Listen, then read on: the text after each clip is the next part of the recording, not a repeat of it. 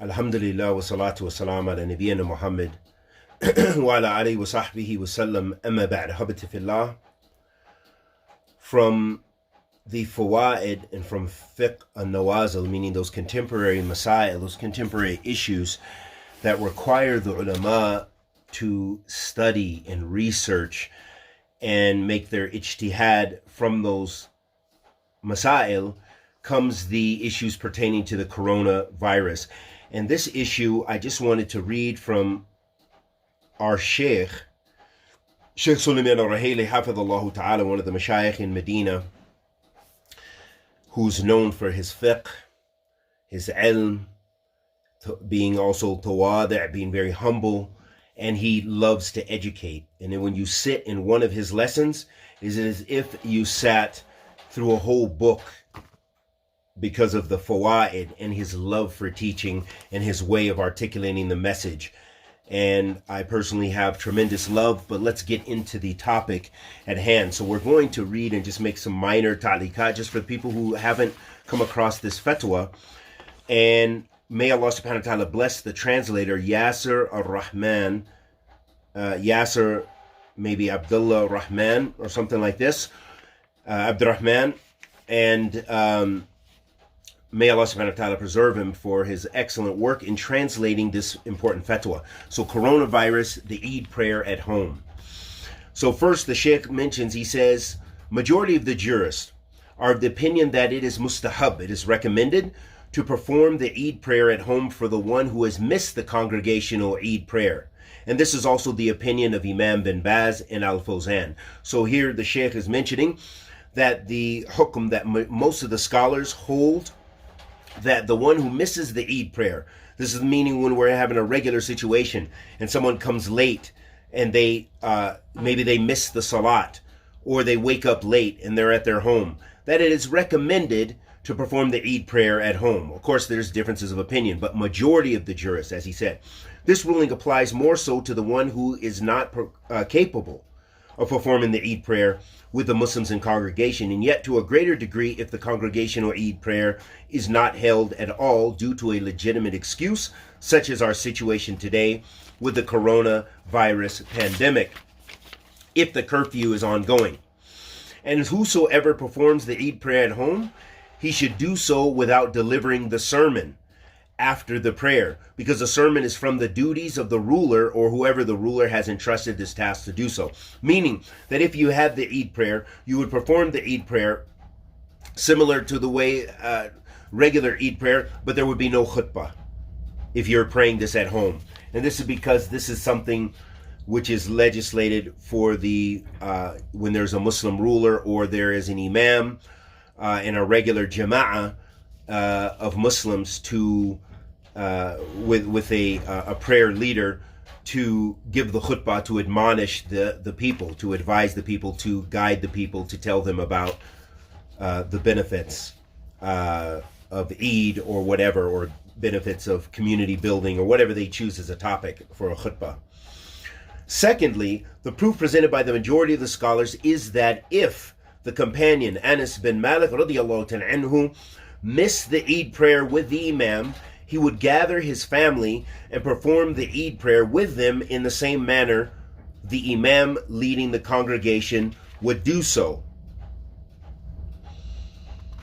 Also, in this situation, when one misses the congregational Eid prayer, the Eid prayer is considered to be a nafil, supererogatory prayer, meaning it's extra prayer, sunan, if you will, which is allowed to be performed at home just like all the other nawafil prayers. Please note that Imam al-Albani is of the view that the Eid prayer can be performed, made up, if it is missed due to a legitimate excuse. So that is the statement of Imam al-Albani from our contemporary imams. Thirdly, according to the Hanafis, a group of jurists, the Eid prayer cannot be performed except with the imam. So if one misses the Eid prayer, he should not make it up, since praying it with the imam is a condition for performing the Eid prayer. So this is in accordance with some of the jurists and our brothers from the Hanafi madhab that the Eid prayer can only be prayed with an imam. So that's why you'll probably find from a lot of the communities that are that adhere to the Hanafi madhab that they will probably not pray at all an Eid prayer for this reason. And this is also the opinion of Shaykh al-Islam ibn Taymiyyah and Imam bin Uthaymeen rahimahumullah jami'an. This is because the Eid prayer was legislated to be performed with the imam to the extent that the Prophet ﷺ commanded the women to attend the Eid prayer, even those who were menstruating and even those who could not find a jilbab. Then it was said to them, let your sister lend you a jilbab and attend. Fourthly, the Prophet ﷺ did not say that the women should pray in their homes, nor did he say that the menstruating women should be left at home. So this shows that the Eid prayer is legislated with the congregation. So you see the fiqh of Shaykh Suliman al-Rehayli, and of course the fuqaha in general, and that he's showing this, he's making istidlal, or using the evidence that the Prophet ﷺ ordered the women to attend the prayer and did not prohibit them and say stay in their homes, even if they were menstruating. And so he's saying that this shows that the Eid prayer is actually legislated with the congregation. With the congregation. So he says, what is apparent to me, and this is the faqih speaking, and Allah knows best, is that this affair is one in which there is flexibility. And I would like to point out that the speech of the jurists in the books of Islamic jurisprudence is concerning the case where the Eid prayer has already been performed in congregation in one's country. So in this situation, it is permissible for the one who has missed the congregational Eid prayer to make it up. As for the situation where the Eid prayer is not established in congregation at all, which may be the case for most Muslims due to the coronavirus, then the legal rulings concerning this matter are to be derived based on the aforementioned speech of the jurist.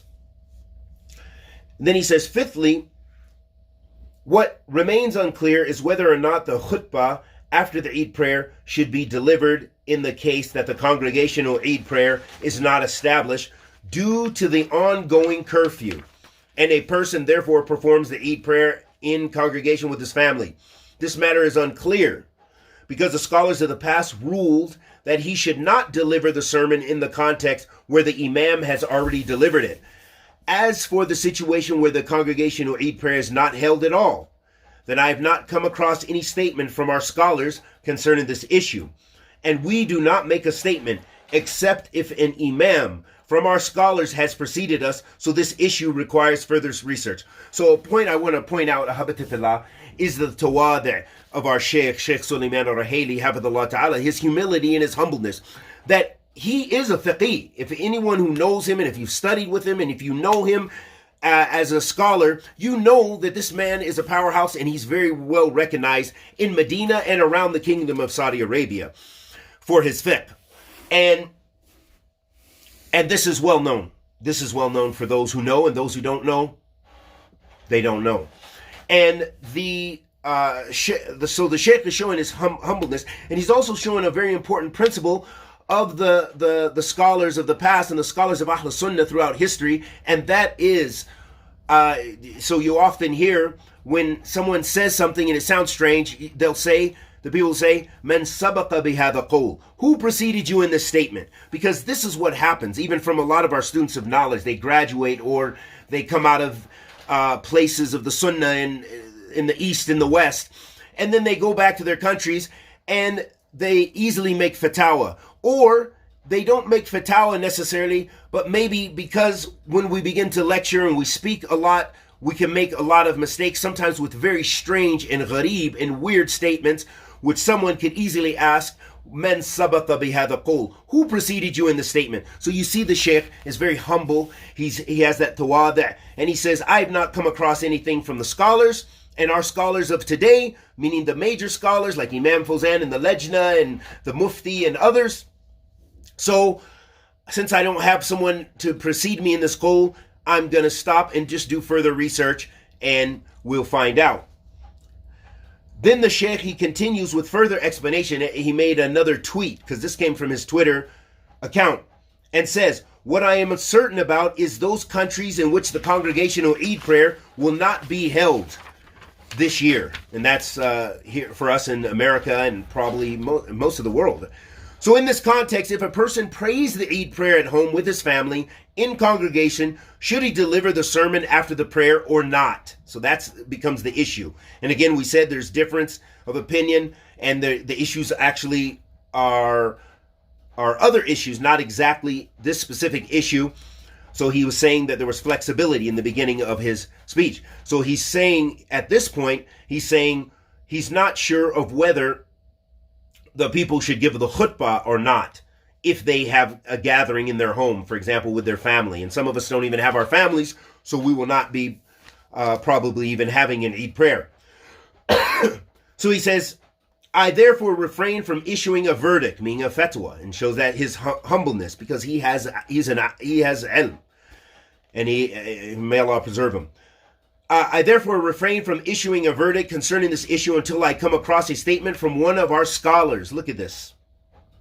Man sabaqa bihadha qawl. So that's what we have to. This is a training for us, for someone who gives dawah, or if you're an imam, or if you're a da'i to Allah subhanahu wa ta'ala, or if you're a shaykh, or if you're a talib al-ilm, and you're doing dawah to the people. This is a part of the tarbiyah, of that we have to refrain when we don't have the knowledge. Sometimes you want to answer a question, you might have an idea, but you don't really know, and you don't really have the evidence. So sometimes it's better to say, I don't know, why don't you ask Sheikh so-and-so, or Talib al-Ilm so-and-so, or so-and-so in your locality, because you don't want to precede the imams, and you don't want to give your own position and perhaps lie or make a mistake with regards to Allah subhanahu wa ta'ala's religion, especially if you're not from Ahl Fatwa.